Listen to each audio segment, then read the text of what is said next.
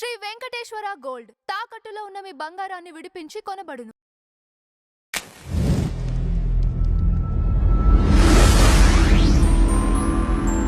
నమస్తే అండి, welcome to tree media.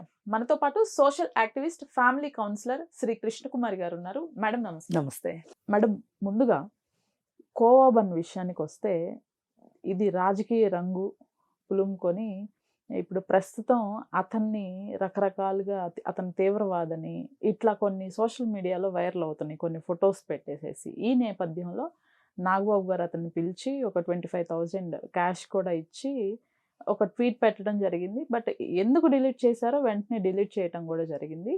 అలానే లోకేష్ గారు కూడా తన మద్దతు వలీకే అంటూ మాట్లాడటం జరిగింది. ఇప్పుడు ఈ నేపథ్యంలో అసలు కంప్లీట్గా ఇది ఏ టర్న్ తీసుకుంటుందంటే తన పైన ఏమైనా ఒక ఏదైనా ఒక ముద్ర వేయబోతున్నారా అతని పైన అనే అనుమానాలు కూడా తావిస్తున్నాయి. ఇప్పుడు అక్కడ ముద్ర వేసేంత పరిస్థితులు లేవండి. ఓకే. కాకపోతే ఈ టాపిక్ని బయటికి తీసుకొని వచ్చి ఏదో ఎవరి మెప్పో పొందటానికి ఎవరో చేసిన కాసేపు గారడి, అది అంతకంటే వేరే ఏమీ లేదు. ఎందుకంటే ఇప్పుడు వాళ్ళు ఎవరైతే ఉన్నారో వలీ కుటుంబం కానీ, వలీతో పాటు ఆ ఊర్లో ఈ బిజినెస్ చేసేవాళ్ళు కానీ 40-50 ఏళ్ల నుంచి అదే బిజినెస్లో ఉన్నారు వాళ్ళు. అంటే ఇప్పుడు సెకండ్ జనరేషన్ కూడా వచ్చేసింది. ఇప్పుడు రేపు ఈ వలి పిల్లలు కూడా చదువుకోకపోతే అదే బిజినెస్లో ఉంటారు వాళ్ళు. ఎందుకంటే అది ఒక ఫ్యామిలీ బిజినెస్ లాగా. ఇప్పుడు గుజరాత్ వాళ్ళు ఉన్నారండి, నార్త్ సైడ్ వాళ్ళు ఉంటారు, కొంతమంది మార్వాడీస్ ఉంటారు. వాళ్ళు ఫ్యామిలీ బిజినెస్ అంటారు, చాలా ప్రౌడ్గా చెప్పుకుంటారు ఫ్యామిలీ బిజినెస్ అని. కాకపోతే వాళ్ళ లెక్కలు డొక్కలు వేరు అనుకోండి. అంటే వాళ్ళ బ్యాలెన్స్ షీట్లు చాలా పెద్దగా ఉండొచ్చు, వీళ్ళ బ్యాలెన్స్ షీట్లు చిన్నగా ఉండొచ్చు. కానీ ఫ్యామిలీ బిజినెస్ అనేది చాలామంది అదే ఫాలో అవుతూ ఉంటారు. అది వాళ్ళకి ఒక రకమైన ఒక రక్షణ. చిన్నప్పటి నుంచి అవే చూస్తూ ఉంటారు, అందుకని ఆ బిజినెస్సే చేసుకుంటారు. పైగా దీనికి పెట్టుబడి తక్కువ. వీళ్ళ వ్యాపారస్తులను కూడా అనకూడదు, జస్ట్ ఇంట్లో తయారు చేసుకుని సేల్స్ మెన్స్ అంతే. మరి అతను ఎవరైతే వలీ ఉన్నాడో, వలీ ఫాదర్ కూడా ఇదే బిజినెస్ చేశాడు, ఇంకా వేరే వాళ్ళు కూడా చేశారు. ఇప్పుడు ఇంకొక అతను సెక్రటేరియట్ దగ్గర టెంపో ట్రావెల్స్ లాంటిది ఒకటి చిన్న వ్యాన్ ఉంటుంది అతనికి. ఆ వ్యాన్లో దాదాపు ఒక 2,000 బన్నులు ఉంటాయి దాంట్లో, బండిలో ఒక పెద్ద డేక్సా నిండా కోవా చేసి ఉంటుంది. ఇప్పుడు రాయలసీమలో కవ్వ అంటారు దాన్ని, కోవాని కవ్వ అని పిలుస్తారు. అది తెచ్చిపెట్టుకుంటారు.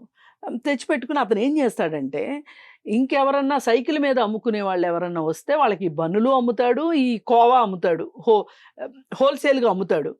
అతను రీటైల్గా అమ్ముకుంటాడు ఆ సైకిల్ అతను.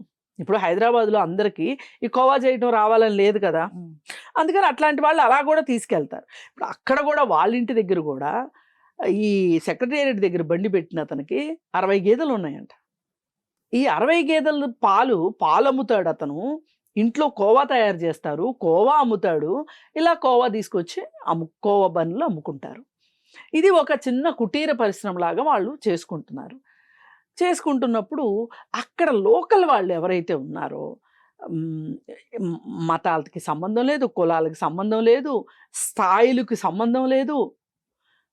ఇప్పుడు బాగా డబ్బులు ఉన్న వాళ్ళు వాళ్ళ ఇంట్లో పని అబ్బాయిని పంపించి కోవా కొనిపించుకుని వెళ్తారు. ఇప్పుడు చాలామంది డబ్బులు ఉన్న వాళ్ళు ఇప్పుడు ఇక్కడే కాదు, కర్నూలే, ఇప్పుడు ఇది కర్నూలు స్థానంగా ఈ బిజినెస్ జరుగుతుందని మాట్లాడుకుంటున్నాం. ఇప్పుడు వలీ వాళ్ళది కర్నూలు. కడపలో కూడా ఈ బిజినెస్. కడపలో అచ్చంగా బన్నులు కాదు, వాళ్ళు కోవా తయారు చేస్తారు. కోవా తయారు చేసి కోవా తయారు చేసి అమ్ముతూ ఉంటారు. అమ్మితే చాలామంది వెళ్ళి స్వచ్ఛమైన పాలు మరగబెట్టి రెడ్ కలర్లో వచ్చి మంచి స్మెల్ చాలా బాగుంటుంది, బాగా తింటారంట. అయితే పొద్దున్నే పిల్లలు వెళ్ళిపోతారంట వీళ్ళకి, ఎవరు, ఈ ముస్లిమ్స్ వీళ్ళకి. వెళ్ళిపోయి కోవా అయిందా అంటే ఏంటి పొద్దున్నే వెళ్తారంటే ఏంటి, బ్రేక్ఫాస్ట్. ఓకే. బన్నులు మొన్న ఆమె ఎవరో వీడియోలో పేదవాడిని సమర్థించే మీరందరూ కూడా తినండి, పొద్దున్నే 4 బన్నులు, మధ్యాహ్నం 4 బన్నులు, రాత్రి 2 బన్నులు తినండి, తిని ఆరోగ్యాలు పాడు చేసుకోండి అని మాట్లాడుతుంది. కానీ అక్కడ అక్కడ నిజానికి స్కూల్కి వెళ్ళేట పిల్లలు ఓ 2 బన్నులు కొనుక్కొని, నిన్న ఓ పెద్ద ఆయన చెప్తున్నారు నాకు, వాళ్ళు స్కూల్కి వెళ్ళే టైంలో పొద్దున్నే వెళ్ళి 2 బన్నులు కొనుక్కొని, అప్పుడు 2 రూపాయలంట బన్ను వాళ్ళ చిన్నప్పుడు. 2 బన్నులు తినుకుంటా స్కూల్కి వెళ్ళిపోతారంట. అంటే ఆ ప్రాంత ప్రజలతోటి అది మమేకమైపోయింది ఆ బన్ను అనే విషయం. కాకపోతే అక్కడ ఎన్ని రోజులని బిజినెస్ చేస్తారు? అందుకని వాళ్ళు ఏం చేస్తారంటే పక్కన ఏదన్నా తిరణాలు జరుగుతుంటేనో, జాతరలు జరుగుతుంటేనో, ఎగ్జిబిషన్స్ జరుగుతుంటేనో, లేకపోతే ఏదైనా జనసమ్మర్దమైన ప్రదేశాలు ఉన్న దగ్గరకో వెళ్ళి అమ్ముతూ ఉంటారు. ఇది ఇంత ప్రజల్లోకి మమేకమైపోయిన విషయాన్ని పట్టుకొని ఇవాళ అతను ఒక ముస్లిము, అతను ఒక తీవ్రవాద సంస్థతో అతనికి సంబంధాలు ఉన్నాయి, అతను విషం పెడుతున్నాడు, ఆ విషం తిని పిల్లల ఆరోగ్యం పాడైపోతుంది, గిరిజన బిడ్డల ఆరోగ్యం పాడైపోతుంది అని చాలా, అంటే వాళ్ళు ఒకటి మాట్లాడాలనుకున్నారు. మాట్లాడాలనుకున్న తర్వాత అది కరెక్ట్ కాదు అనే అనుమానం వస్తే కూడా వాళ్ళ మనసుని జోకొట్టుకొని వాళ్ళు అది ఆ అబద్ధాన్ని, వీళ్ళు అనుకున్న అబద్ధాన్ని నిజం చెయ్యాలి అనే ఉద్దేశంతో ఎన్నో అబద్ధాలు ఆడుతున్నారు. ఇది ఒక పేక మేడలాగా అబద్ధాలతోటి కానీ ఈ అబద్ధాల పేక మేడ ఎలా కూలిపోయింది అంటే సోషల్ మీడియాలో కానీ, లేదు ఆ లోకల్ ప్రజలు కానీ, వాళ్ళందరూ అలాగే పొలిటికల్గా వచ్చిన సపోర్ట్ కానీ ఇవాళ వలీని నిలబెట్టినాయి. నిజంగా వలీ వాళ్ళు గనక ఏదైనా కలిపి బిజినెస్ ఏమైనా చేస్తూ ఉంటే, లోకల్గా వాళ్ళకి ఏదన్నా ప్రాబ్లం అయి ఉండుంటే కనుక అతను లోకల్ పీపుల్ తోటి అతనికి అంత సపోర్ట్ వచ్చి ఉండేది కాదు, అంత మద్దతు వచ్చేది కాదు. ఇప్పుడు అక్కడికి బోల్డ్ మంది మైకులు వేసుకుని వెళ్ళిపోయారు. వెళ్తే అక్కడ ప్రజలు వాళ్ళకి వాళ్ళు స్వచ్ఛందంగా వచ్చి, వాళ్ళకేం రూపాయి వచ్చేది లేదు, అక్కడ వచ్చి చెప్తున్నారు, మేము 40 ఏళ్ళ నుంచి తింటున్నాం, 50 ఏళ్ళ నుంచి తింటున్నాం, మా ఇంట్లో గర్భిణీ స్త్రీలు తింటారు. అసలు మరి వీళ్ళు చెప్పే లెక్కల ప్రకారం అయితే అసలు పిల్లలే పుట్టకూడదు అవి తిన్న వాళ్ళకి, ఆడవాళ్ళకి గర్భిణీలే రాకూడదు. ఇప్పుడు ఆ ఏరియాలో జనన మరణాల లెక్క తీస్తే గనక, జననాల లెక్క తీస్తే గనక పట్టి ఉంటుంది కదా, జనమరణ పట్టి ఉంటుంది కదా, చూస్తే ఫెర్టిలిటీ రేట్ బాగానే ఉంది ఆ ఏరియాలో. ఊరుకుంటారండి ఊర్లో వాళ్ళు? అసలు లోకల్గా అసలు అంత సపోర్ట్ వస్తా? పోనీ వాళ్ళకి ఏమన్నా డౌట్స్ ఉండి ఎవరో ఒకళ్ళు దాన్ని మొదలు పెడితే అందరూ వచ్చి చేరిపోయి వాళ్ళంతా చూసుండేవాళ్ళు. అవును, వాళ్ళందరూ ఇప్పుడు ఇంత సపోర్ట్ చేశారు అంటే వాళ్ళు ఈ విషయంలో నిర్దోషులు అనేది మనకి క్లారిటీ వస్తుంది. ఇప్పుడు మాలాంటి వాళ్ళు మాట్లాడింది ఏంటి? ఇప్పుడు దేశంలో నిజంగా వాళ్ళు కల్తీ చేస్తే కల్తీ అని మాట్లాడదాం, కానీ కల్తీ చెయ్యని వాళ్ళని కల్తీ అని వాళ్ళని మాట్లాడి అసలు కల్తీ చేసే వాళ్ళని ఏం చేస్తారు? అసలు ఈ డ్యూటీ తీసుకోవాల్సింది ఎవరు? ఇప్పుడు మీడియా పని ఏంటి? ఎక్కడ ఏం జరుగుతున్నా ప్రభుత్వం దృష్టికి తీసుకెళ్లడం మీడియా పని. అంతేగాని మీడియా ట్రయల్ వేసి అక్కడే నిర్దోషెవరు నిర్ధారించేసేసి శిక్షలు వేసేది మీడియా కాదు. మీడియాకు ఒక పరిమితి ఉంది. ఎంత బాధ్యత అయిన మీడియా అయినా సరే అక్కడ జరుగుతుంది అంటే మీరు ఇన్వెస్టిగేటివ్ జర్నలిజం చేయదలుచుకుంటే కూడా అక్కడ శాంపిల్స్ ఏమన్నా తీసుకొని మీరు టెస్ట్కి ఇచ్చి టెస్ట్ రిపోర్ట్ వచ్చిందాకా అతను దోషి అని చెప్పే హక్కు మీకు లేదు. ఎట్లా చెప్తారు మీరు? ఇంత నానా గందరగోళం ఏకం పాకం చేసేశారు. ఏది ఏమైనప్పటికీ సోషల్ మీడియాలో వాళ్ళకి విపరీతమైన వలీకి మద్దతు దొరికింది.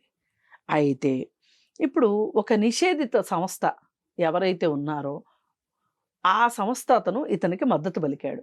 వాళ్ళు మైనారిటీ హక్కుల కోసం పనిచేస్తారు, దాన్ని నిషేధించారు అని చెప్పి చెప్తున్నారు. ఆ వివరం అయితే నాకు తెలియదు. అయితే అతను వచ్చి ఇతనికి మద్దతు పలికాడు అని చెప్తున్నారు. వలి చదువుకున్న అతను కాదు.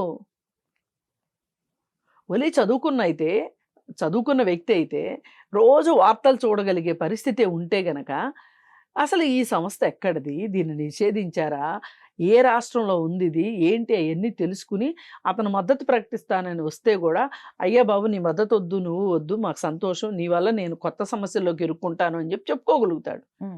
నిజంగా అంత తెలివైనోడే అయితే గనక ఆ రిపోర్టర్ ఎవరైతే మైక్ పట్టుకొని వచ్చి నీ ఆధార్ కార్డు చూపించు అని అడిగితే నీ అక్రెడిటేషన్ కార్డు చూపించు అని అడుగుండేవాడు. అవునా? అతను తండ్రి చదువుకోలే, అతను చదువుకోలే, వాళ్ళకి పెద్ద ఆస్తులు లేవు. అయ్యే ఏమన్నా ఉంటే ఒక చిన్న బడ్డీ కొట్టైనా తెరిచేవాడుగా. ఇప్పుడు అప్పుడప్పుడు ఫుట్పాత్ల మీద వ్యాపారాలు చేస్తుంటే పోలీసులు వస్తారు. వస్తుంటే భయపడిపోయి వాళ్ళు ఆ పోలీస్ ఏదైనా డబ్బులు తీసుకునేవాడైతే ఎంతో కొంత ముట్ట చెప్పేసేసి పక్కకు పంపించుకుంటారు.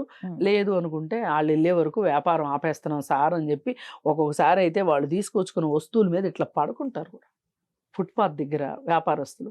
ఆ పోలీసుని అట్లా ఎల్లనిచ్చేసేసి మళ్ళీ తీసి మళ్ళీ అమ్ముకుంటూ ఉంటారు. పూసలు అమ్ముకునే వాళ్ళు ఉంటారు, దువ్వెలు అమ్ముకునే వాళ్ళు ఉంటారు, బోర్లు అమ్ముకునే వాళ్ళు ఉంటారు. మనం చూస్తూనే ఉంటాం కదా రోడ్ల పక్కన. మరి ఈ ఈ ఈ రోడ్డు పక్కన వ్యాపారం చేసుకుంటున్నారు అంటే వాళ్ళ ఆర్థిక స్థాయి ఏంటి, వాళ్ళ